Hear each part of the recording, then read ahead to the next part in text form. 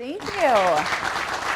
So what I want to talk about is the lost art of live communication. And last week, I was at Disneyland talking to them about stories, right? So we're going to put this in terms of a story.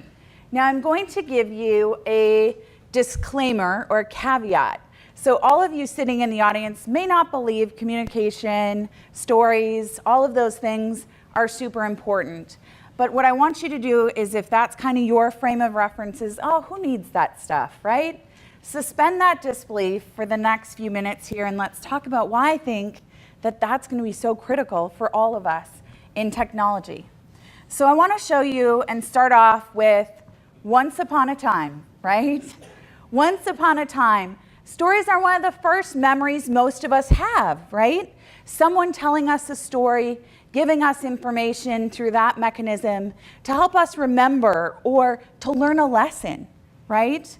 So let's look back from a technology perspective where we've come from and where we're going, because I think it's important to remember how quickly we've moved in this space.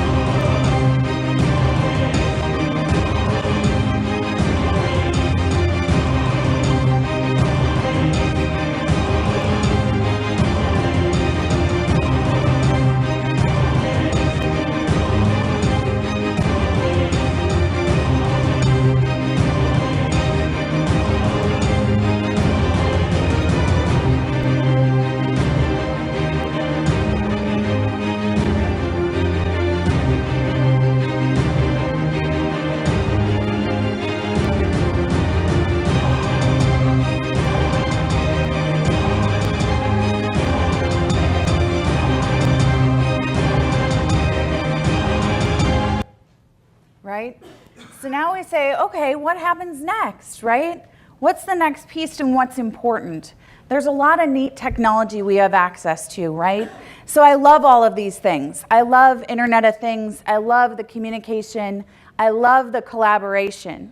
But what we're not realizing, as we're getting all these cool new things that we get to interact with, there's something else happening to us at the same time, right? As we're getting all of this fun new technology.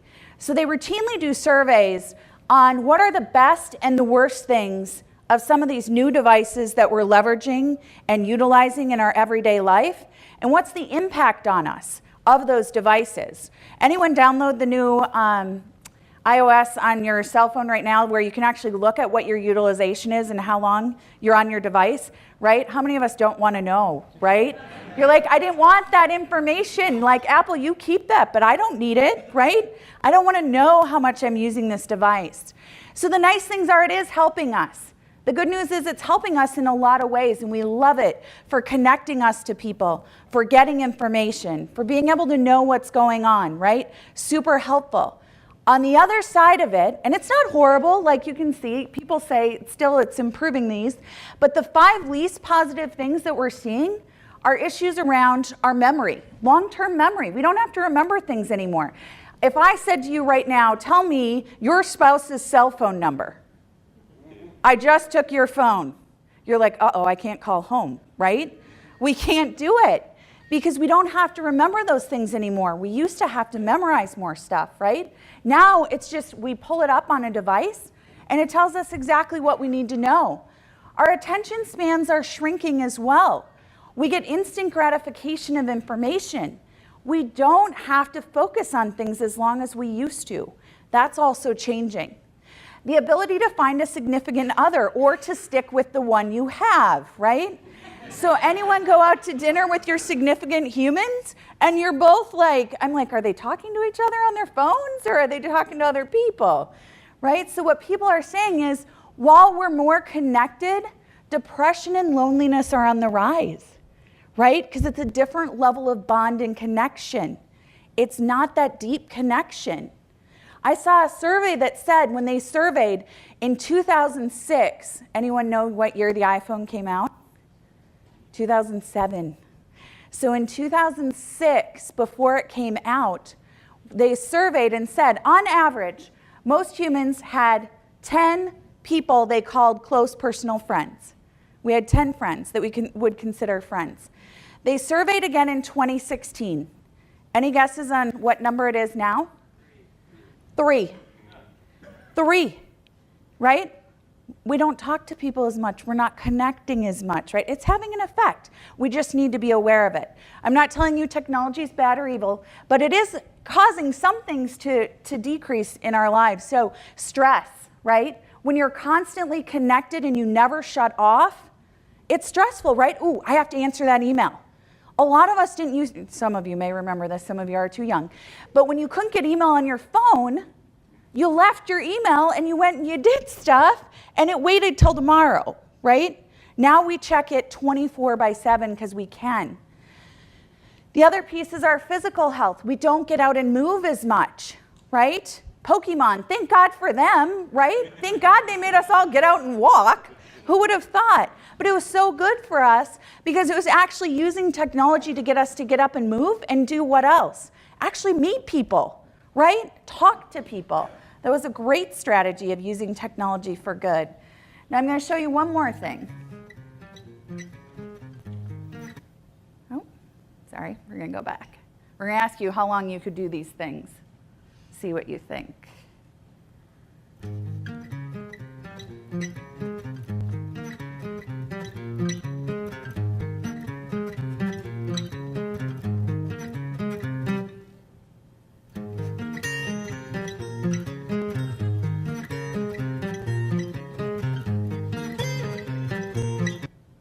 Right? So if I would have taken your devices, and on some of the TED Talks where they talk about communication and stuff, I saw them do this once. They actually collected all of your devices at the beginning of the session, right? And said you don't get them for the next hour. The panicked look on those people was like, what if I don't get mine back? What if you give it to someone else? What if I never see it again? We're so connected to our devices, right? Can you guys think of, besides sleeping, the last time where you were okay being farther than your arm's length away from your device? On average, how far are we away from our device at any given time? Close enough to be able to reach it, right? You want it within an arm's length. Any idea how many times the average cell phone user touches their smartphone a day? Guesses? Over 2,000. Wow, right? This is a lot, guys. Like the study said, and now they're going to get more data on you because it's now on your phone and they're tracking you. Over 2,600 times a day, average. Now you super users, you more than double that because you're super high achievers, right? So you're more than doubling the number of times you touch that device every single day. Imagine over 5,600 times a day that you are touching that device, which means it's pretty constantly, right? Because I don't know about how many of you don't sleep, but that's also only in your waking hours, right? The hours you're actually awake. Now, another interesting study, what it told us, 89% of cell phone users use those devices in a social setting, right? When they're with other people, right? We're socializing, and a good percentage of us are socializing, but we're doing things that don't involve the people sitting right in front of us, right? We're checking email, we're sending text messages. We're somewhere beautiful like the Grand Canyon, and we're living that experience through that device, right? We're taking videos, we're taking pictures. so that we can store it for later on, but sometimes we don't even remember what it felt like, right? We're not using all those senses.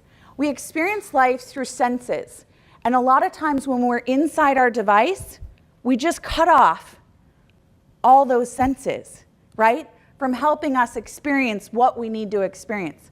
And how this relates to you, your customers, and frankly, your families, everyone else, is creating more of a bond and a connectedness and active listening when we're with people, right? So conscious awareness of our communication and how we're doing that when we are with people. There's also something else that we're seeing. Cell phones actually impact our brainwaves and our activity. Now, they've done studies on this and what it does. So I'm going to show you a quick excerpt of information on a study that they've been doing on the impact of cell phones to your actual brainwaves and how you process information. Your brain cells communicate via electrical impulses and are active all the time, even when you're asleep. So scientists out of the Netherlands, England, and Japan took 31 people in a 2-day study to see what a 15-minute phone call on a 3G device can do to those impulses. The first day, a mobile phone was placed near the subject's chest when a call was made. The next day, the phone was placed near the subject's ear during the call, and sure enough, the placement near the ear affected the electrical impulses inside the subject's brain.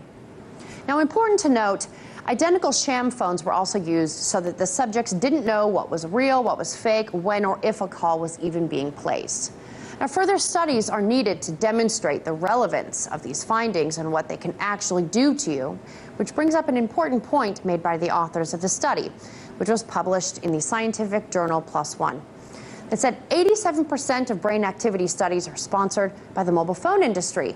Although this does not necessarily imply that the results of these articles are biased, the issue of conflict of interest cannot be neglected. Now, the fact that airplanes and hospitals can be affected by the waves emitted from these devices, just think of the further study needed on our brains and the brains of our children. Those born now are connected to these devices just as much as we adults. So I know what you're thinking. If this truly is detrimental, someone in Silicon Valley better solve this for us, and quick. In Washington, Lindsay France, RT. Right? So it is having an effect, and we don't even know totally what it is, right? We don't have enough information or research to tell us, but we do know it has an impact. Who's seeing it is actually a lot of the psychotherapists and the psychologists in the field looking at the big disconnect between children and their parents, right? So I recommend, if you haven't read it, this is a great book for parents, any of you who have tiny humans, as I call them, on the impact of your utilization of your devices for your children. Because just like I said, we're not always active listeners to our colleagues, our customers. We're not always active listeners to our families either. And what they're finding is because of all this connectedness, young children are not feeling that same bond and connection to their parents as well, right? If you've ever seen it where a child, and I've seen this out in public, the parents on the cell phone, the kids kind of playing, they're trying to grab mom or dad, and they're going, Mom, Mom, Dad, Dad, and they're not paying attention.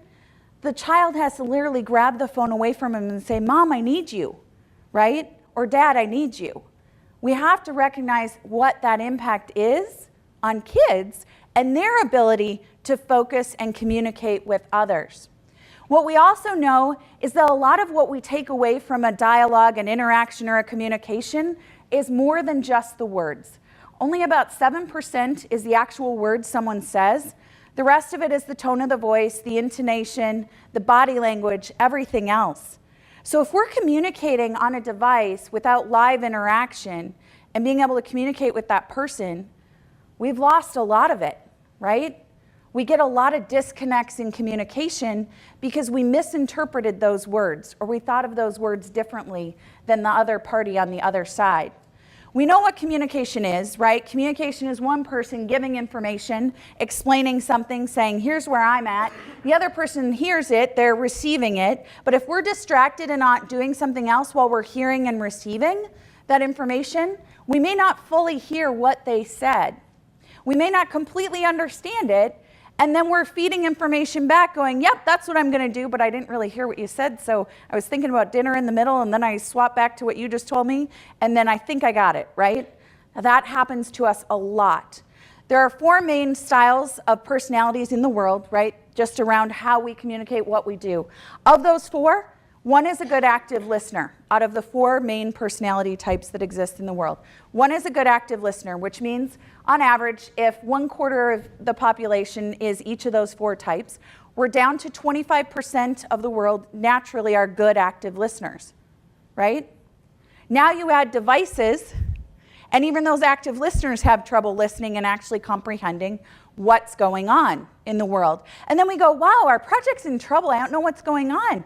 I told so-and-so to do this, and they didn't understand, and that's not what happened, and now we didn't deliver, right? We have a lot of those disconnects in our worlds, in our companies. So I'll pose a question to you guys. What percentage, according to a Harvard Business Review study, of issues we're facing in business are due to the lack of the competency of the party, right? So their ability to actually do their job, and not the competence, so due to our inability to communicate versus the person's actual competency to do their job.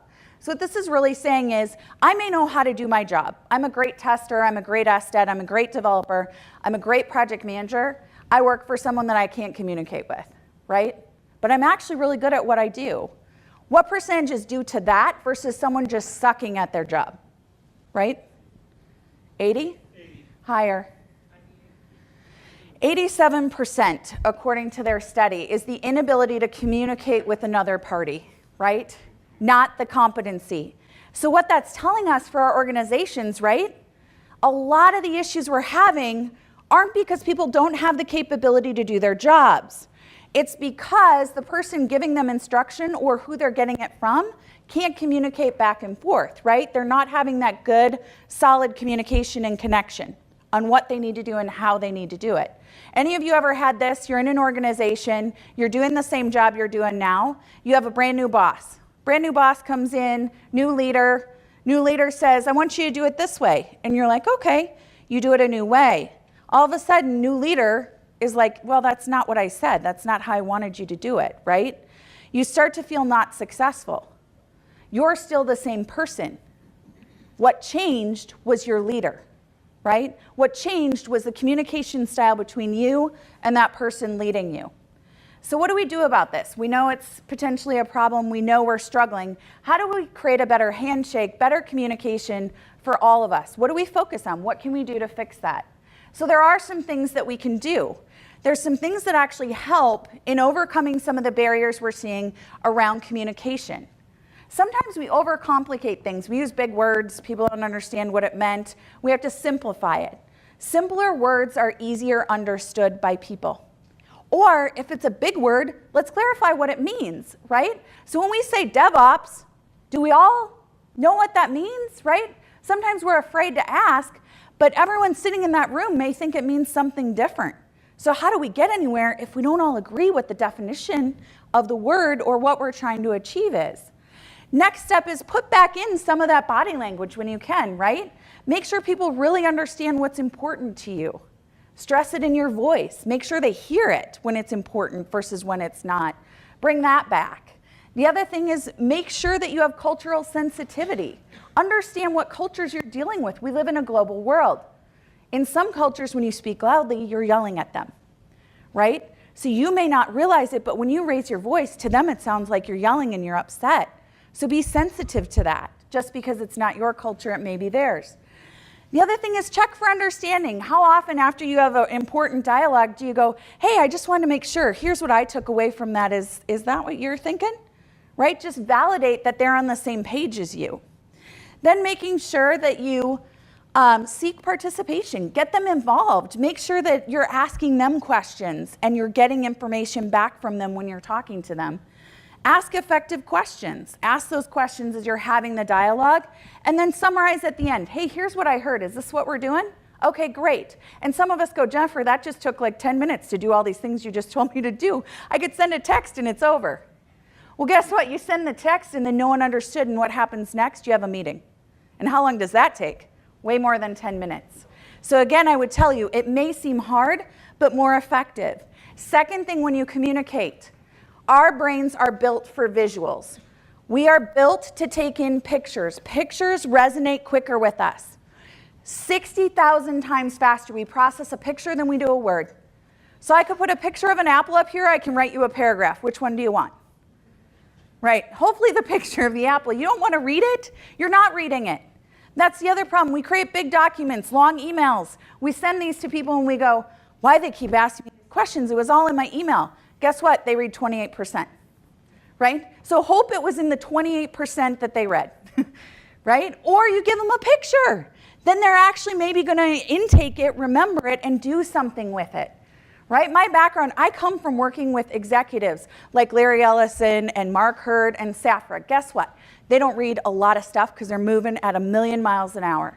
You got to give them pictures. I call it the coloring book for executive version, right? They like coloring books. Children like coloring books, so do executives. It's easy to understand and intake quickly. They process it faster. So what do you do with that?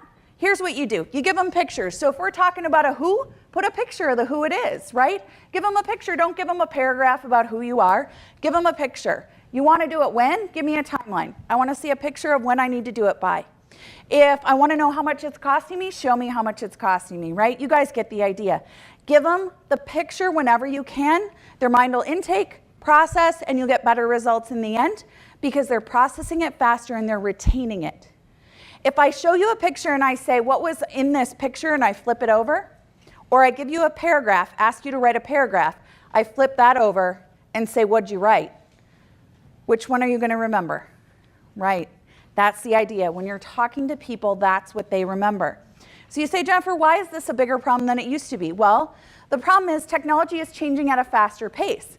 It's penetrating more of our lives. It's the default mode of communication for a lot of us a lot of the times. It impacts everything, right? And it's coming at us so quickly that we're having a hard time adopting it all because so much of our lives are changing, right? So much is becoming digital. So we have to be even better and more astute at learning how to get information to people because they're overwhelmed. There's a lot of stuff they're focused on. I love what Tariq and Jason talk about because this is the key to helping us do better at communicating and being better humans. You know why? We're too busy. Anyone out there go, I have tons of time. At the end of the day, I have like 18 more things I could probably accomplish that I just don't do, right? We're all too busy. And as testers, our world has gotten more complicated. So the reason AI, machine learning, and automation is so important to us in our communication, it's going to free up mind space to actually be more conscious about what we're doing, how we're doing it, and how we're communicating. If we can free up some space to be more strategic in our communications and leverage these tools, super valuable for all of us, right? We should be thinking about how to do more of that to free up that mind space, to be more conscious, as Tariq said, in our communication. And as Melissa said in her session, being more creative with our minds, right? We don't open up that time for creativity with our minds because we're spending all of our time doing the things, and we're doing the things repeatedly, right? As Melissa says, if I did it once, I should think about, okay, if I'm going to do this 6 more times, how do I do this faster, right? I don't want to have to do it 6 times. If I have another way to do it and not have to do it 6 times, I can do other things, right? So freeing up that mind space, important. Now, we all sometimes worry because we're like, oh no, the robots are taking over and then we can't do anything, right? What do I do as a person? Don't be afraid. That's the beautiful part. There's things that people do, right? We have time to be better humans, right? That's the harder part of this. The technology is amazing, but we have to be good at being collaborative. We have to be creative. We have to create that empathy and the decision-making process to do exactly the thing we talked about this morning, which was we can do this because the technology's there, the algorithm's there, but is it the right thing to do, right? Does it make sense, or do we say no to that because it's not the right thing for society and it's not conscious in how we're communicating? So now I'm going to have you do something because it's the afternoon. I am standing in between you and your drinks, and I want you to participate. It wouldn't be a Jennifer session if I didn't make you do something. So what I'm going to have you do in a second, and if you don't like to talk to your neighbors, stay seated and they won't talk to you, I promise. If the person stands up, that means they're open to this and you're going to participate in my fun afternoon activity to close us out. So what I want you to do is we're going to have a conversation in a second with only the people that stand up. If they're sitting down, leave them alone. They're not ready. They're not there yet. And that's okay. I respect that you're not there yet. But what I want you to do is I'm going to have you help me. Okay? I'm going to ask you a question, and I want you to take a minute to talk to your neighbor about the question I'm asking you. So the first requirement I'm going to give you looks a lot like what a lot of us get in terms of testing, where it's a little vague, right? So in a minute, I'm going to tell you to stand up, talk to the person next to you about if you could do or be anything, I would, right? If you could do or be anything, I would. You're like, Jennifer, that's not enough. Give me more, right? You want more? I'm going to give you a few more things. So I'm going to give you some givens. Here's your givens. You have $1 million in the bank, right? Right? This is good, right? I just gave you something good, right? The next thing is you have 1 year to live, right? I know, I wouldn't be a Disney villain if I didn't give you that part, right? That would be just the Disney princesses. But no, you have 1 year to live, so I have to give you a constraint. You have 1 year. But here's the other good news. I'm going to sandwich it with the good thing now, right? That's how we do it, feedback. Good, not so good, good. Next good thing is you're healthy, no physical or mental impediments, right? You're super healthy. You have a year, so live it up, right? Everyone ready? Those that are going to participate with me? There's a reason why we do this. I'm actually going to tell you there's a business benefit to it. Isn't this great? All right, so those who are ready, stand up, and I'll give you a minute to talk to your neighbor about this.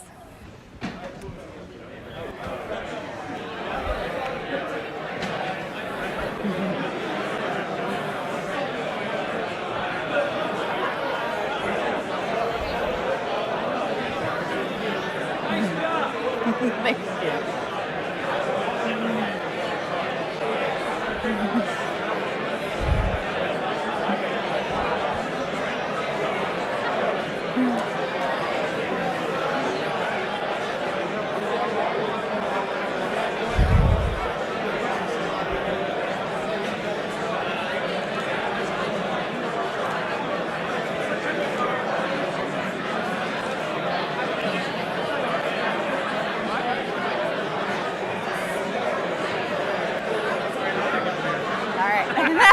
You're in charge. I was hoping I could get some good crowd shots. Well, there you go. I did it just for you. What? This was all about you. It's all about you. All right, we'll give you a few seconds. Wrap up your conversation. Wrap up your conversations. All right. Eventually you'll be done. You can wrap up your conversations whenever you're ready. All right.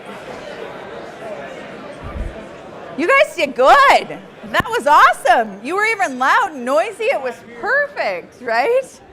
Right? You guys did a good job. That was great. There's actually a reason why we do it, and thank you for playing along with me. But there's a business benefit to what we just did. Anyone notice a difference in the room now, after that? Happier. There's more energy, right? Right? Some of you are like, I want to continue that conversation. When's the happy hour? I could use a glass of wine and tell people what I'm going to do when I have $1 million. Right? Exactly. And we will continue those conversations, but that's the beautiful part, is when you do this in your organizations and your teams, better connected teams outperform teams that say they're not connected all the time, right? So if your team feels connected to those other individuals in the team and their organization, they're going to outperform a team that says, yeah, I just go to work, I do the things, and I go home, right? Because what happens inevitably in all of our organizations is stuff goes bad. Anyone ever seen that? Or your stuff's perfect? If it is, I'm coming to work for you, right? Stuff inevitably is going to go not perfect. And you have to have people to rely on when it doesn't go good.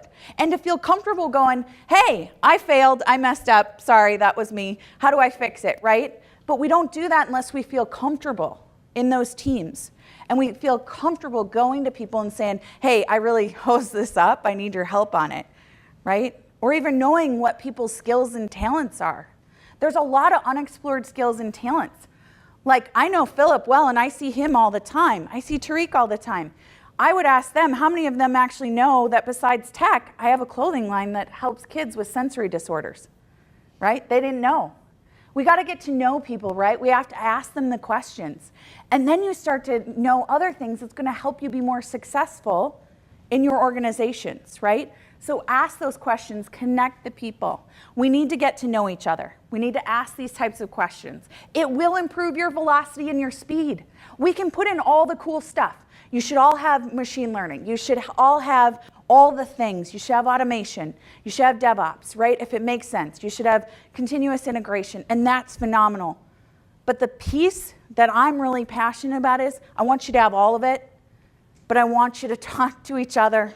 I want you to communicate. I want you to improve the velocity of your teams by being better connected to those individuals and learn as technologists that our communication skills are incredibly important to our success. So I'll leave you with a couple of things around how do we do this. All right, I got yelled at last week. So I was at a tech conference with a lot of people, and I had someone tell me, I said, you need to put the phones down, and they're like, no, that's stupid. Why would I do that? I didn't say all the time, right? Like, you don't have to put it away and never see it again. But what I do think is try 1 hour. Try 1 hour a day where you don't touch it, right? Start small. Okay, maybe 10 minutes, but let's work up to it as a group, right? Maybe 10 minutes, but I want you to get there, right? Go 1 hour without touching that device and your life's gonna improve. I guarantee it. If it doesn't, I'll leave my business card and you can call me and we'll work on it, right? So I will personally help you get there. Shake hands with people. When you meet them, look them in the eye. A lot of us now, when we meet people, we don't connect. If you actually connect and you look someone in the eye, it's a different experience, right? Look them in the eye and connect with that person. Commit to remembering something about that person that you meet, right? Make it personal. Schedule face-to-face meetings when you can. I know we can't always, but you get a lot more when you can talk to the person or see the person, right? So I had this email chain, I don't know if any of you have ever had this, where it's going on and it's going on and it's going on, and it's like super long, and you can't even get all the way to the bottom, and you've added 20 people, where you finally go, let's just quick talk about this and have a meeting, right? And it's over in 10 minutes, right? So when you can and it makes sense and it's dragging on, talk to the person, engage in your community, right? Engage with other people. When you're struggling, go ask someone else, because I guarantee you're not the only one struggling, right? Go talk to someone else and get what they learned, because if we can learn from each other, we get better, right? Spend the time to network with peers in other organizations, connect with them, be a part of that community, because we're gonna learn more and we're gonna be better for it. Use visual communication tools, right? Tomorrow I'm talking about mind maps. Use those types of tools. Everyone can use it, right? Visual tools to help you improve what you're doing and how you're doing it. It's gonna help people retain it. And then practice, right? Practice putting the cell phone down. Practice talking to someone. Try and talk to 2 new people a week, right? Where you're like, I'm gonna talk to a new person this week and learn something. You know what the crazy thing is when you do that? You might find someone that had the answer to the problem that you had in your organization, right? Our organizations are getting big. I work with Quicken Loans. Anyone know that group? They own a bunch of companies.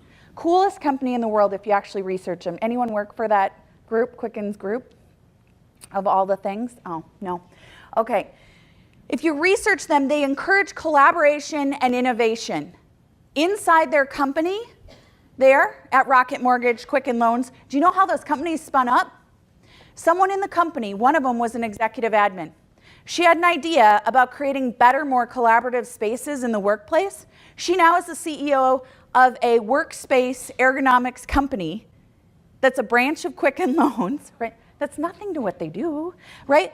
But it was important, and you know what? She's now the CEO of that company that runs a workspace ergonomics group. Another thing Quicken's done, which I think is brilliant, creating an internal directory of all the people in their organization, not just like your regular one on SharePoint or wherever it's stored, right? But it's an actual active one where you can know what people's projects are, what they're working on, what their new skills are. Because guess what? In a company of 50,000 people or 25,000 people or even 1,000 people, how many of us know what everyone's talents are, right? We don't know. So that connects you to all these people right inside your organization that have a wealth of knowledge that you want to tap into, right? Meet 2 new people. And I will leave you with this. I live by this. This is something that's very important to me, and I think if the world did this, we would all be happier, right? We wouldn't have tweets that make us all just want to hurt people, right? So if we did this, and let's think about it, right? This is a great proverb. it says we should have 3 gatekeepers on the quality of the words we use, right? So the quality of the words we use every day. The first gatekeeper, is it true? Right? Is it true? So again, over the weekend, I was with Deepak Chopra, so you're like, Jennifer, you're getting real deep here for us. And it was an event. And one of the things that he said, he was working with some schools in LA, inner city LA. And he said that it was an all-boys school. And the boys said to him, they said, hey, we're really upset because our principal is racist, right? They said our principal's racist. He treats the children differently that are the white children from the children that are the black children in our school. And Deepak said, why? What tells you that? What did he do? And they're like, he's racist. And they're like, no, what did he do? Give me a fact or a truth about what he did that makes you believe that. That's a belief, right? Beliefs are different than facts. We can all believe lots of things, but what's the fact? And then the boys had to think about it, and they finally said, well, when he tells us stuff, when he talks to the white children, he just talks to them and says, here's what happened. When he talks to us, he says, you boys, and it's always you boys, and that's disrespectful, right? So they were able to get to a truth, right? What is the truth of what's happening? Once you have a truth, then you can move forward, right? But if it's not true, if it's just your belief or something you think or something you heard, stop, don't communicate it, right? So wait for truth. If you get past truth, that'll weed out a lot, right? Like a lot of stuff is just innuendo, it's not facts, right? So let's get to facts, because then we can do something with that. You go to the second gatekeeper, and you say, is it kind? Is what I'm about to say kind? And is it respectful of the other person? Now, we can respectfully disagree, right? We can have a difference of opinion and disagree, and you can say, I think this is the perfect tool to use, and you can say, no, that's horrible, I want to use a different one. You know, you're silly, but be kind about it, right? So instead of saying you're silly, what we say is, hey, here's why I really like this tool and why I'm using it in a kind way. Second gatekeeper, be kind. Last one, if you get past truth and kindness, then you come to the last one. And the last one is about, is it necessary? Right? Do I need to put this out in the world? Right? Is this going to benefit anyone by doing this? Because I can say a lot of stuff, but is it actually necessary to say something? And is someone going to take something meaningful away from it? Right? So I would say use those 3 gatekeepers if it means something to you, it does to me, about how you couch the quality of your speech, right? And how you tweet and how you engage. Because what I would say is we've lost some of this, right? About is it true? Is it kind, and is it necessary? And you know why? Because it used to be that if we wanted to say something to someone, we had to go and look them in the eyes and have a conversation. It's a lot harder to say unkind things and unnecessary things when you have to look at that person after you say it. Now we hide behind social media and other things, and what's happened in our society is we've lost 2 things. We've lost trust, because people don't trust us anymore because we're not being authentic, and we've lost empathy. Empathy for what that does to the other person we're communicating it to. So try and have the trust and the empathy when working with the other people you're working with. And the last thing is, hopefully this was meaningful. Luck favors the prepared. We always have to end on something fun. I hope you took something away from this. I hope you go forth and consciously communicate differently going forward. You determine how the story ends. I hope with what I gave you, we will all have our happily ever after. Thanks, everyone. Thank you. Thank you.